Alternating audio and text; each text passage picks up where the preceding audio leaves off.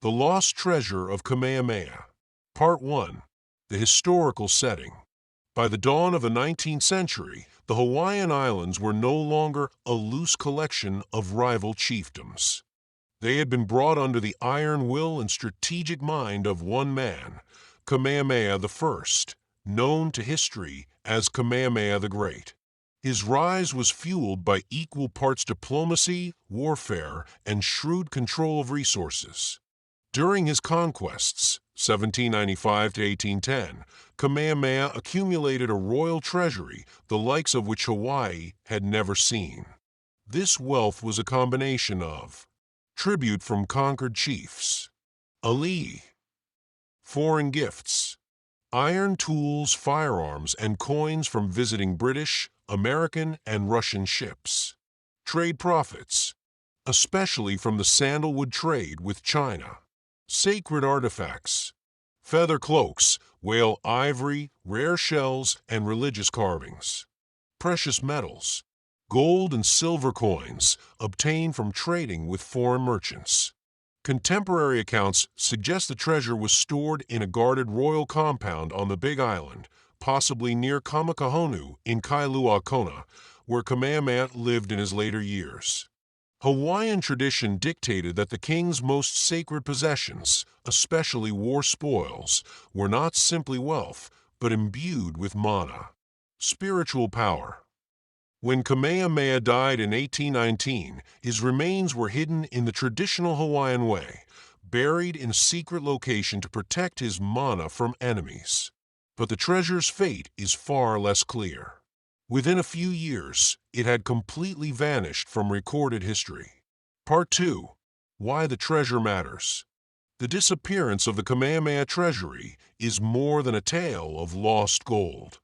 It touches on the sovereignty of Hawaii, the transition from traditional kapa rule to Western-style governance, and also the greed of both foreign opportunists and internal rivals.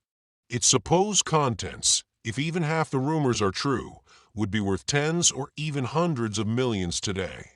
The treasure also represents a cultural wound. The material symbols of the Hawaiian kingdom's foundation, lost to time, theft, or deliberate concealment. Part 3. The 5 leading theories. Let's present the 5 most plausible theories about the treasure according to history. Number 1. Hidden in a royal burial cave with Kamehameha's remains. The most traditional theory is that the treasure was interred alongside Kamehameha's bones, in keeping with Hawaiian customs surrounding iiwi, ancestral remains. Hawaiian kahuna, priests, were entrusted with hiding the bodies of kings in remote, inaccessible places, often cliff caves or lava tubes. Oral tradition states only a handful of men knew the exact location. After the burial, they were often killed or sacrificed to ensure the secret could never be revealed. The treasure, being an extension of the king's mana, would logically follow the body. Likely locations discussed by historians. Sea cliffs of Kohala, lava tubes on Mauna Kea's slopes, caves along the rugged Waipio Valley walls. So, the historical assessment? While this theory matches cultural practice, it presents a major problem.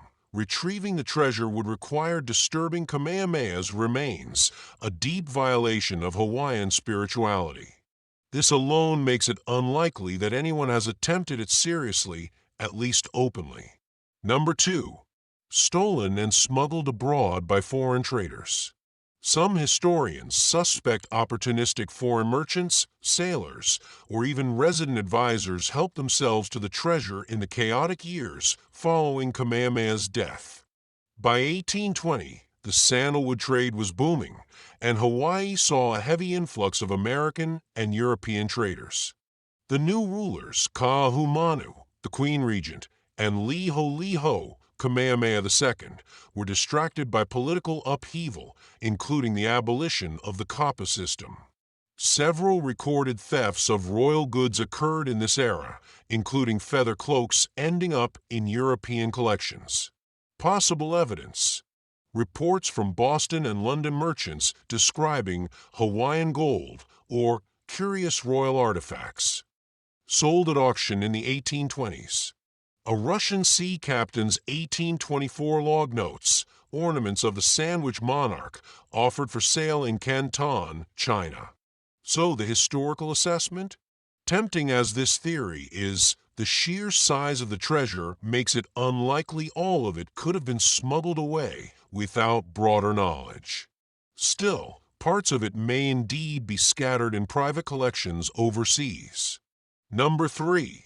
Secreted away in lava tubes or an undersea cavern. Some locals believe the treasure was deliberately hidden for future generations, using natural volcanic features as vaults. Hawaii's lava tubes are deep, branching, and often unknown even to modern explorers. Some are miles long. Coastal tubes open into undersea caves, accessible only at low tide or by diving. Hawaiian oral history sometimes mentions the sleeping gold beneath the sea foam. Modern clues, such as in the 1960s, divers near Kauai Bay found European coins and coral-encrusted muskets, suggesting caches existed in the area. In 2007, a cave on the Kona coast was found with historic wooden chests. Empty, but possibly once containing valuables. So the historical assessment? This theory aligns with the Hawaiian practice of using nature's features for concealment. Such a hiding place could remain untouched for centuries if the entry collapsed. Number 4. Used as a secret bargaining tool to purchase Kauai in 1810. Official history says Kauai's king peacefully ceded his island to Kamehameha in 1810 to avoid bloodshed. But some whispered that Kamehameha bought Kauai, not with words but with treasure. In early 1810, tensions were high. Kamehameha had failed twice to invade Kauai due to storms and disease among his troops. Kauai's king ruling from Waimea knew another war would be ruinous, but he also knew the unification of the islands was inevitable.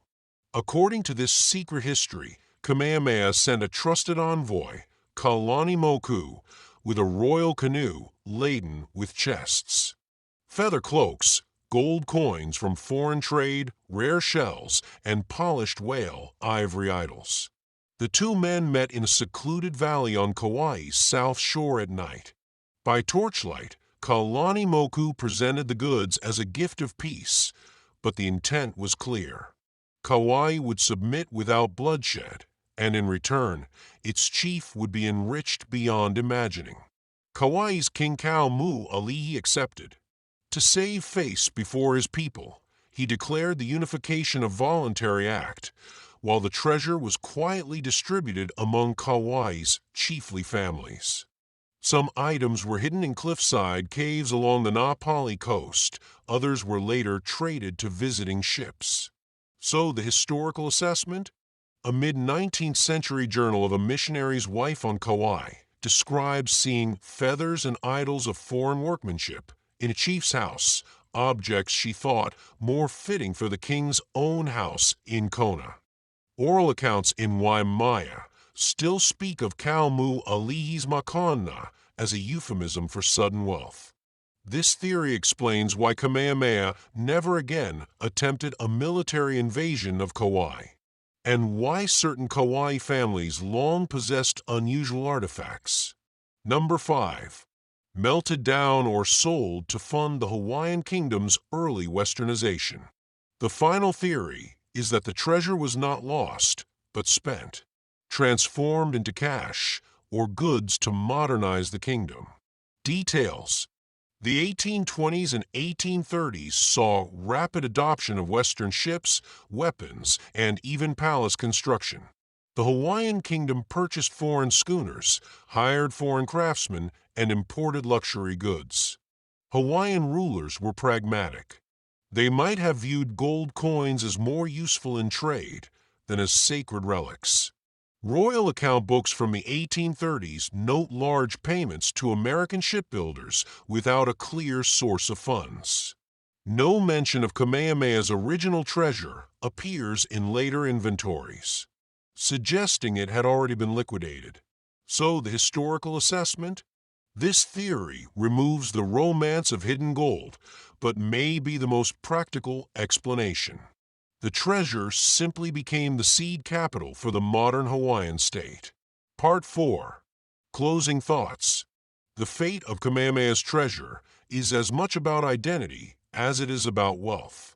Whether lying undisturbed beside the great king's bones, hidden in the black veins of a lava tube, scattered in foreign vaults, or quietly spent to shape the Hawaiian kingdom's future, it remains a potent symbol. The treasure's mystery endures because each theory speaks to a different truth. The sacredness of the past, the opportunism of outsiders, the cunning use of the island's own geography, the diplomacy behind Hawaii's unification, the pragmatism of building a new nation. Perhaps somewhere beneath a cliff or behind a sealed lava wall, the gold still sleeps, waiting for the day when Hawaii's story is ready for its final chapter. Based on the 5 best theories, which do you subscribe to? Which one strikes you as the most historically plausible? Leave your response in the comments. And stay tuned for more classic historical tales.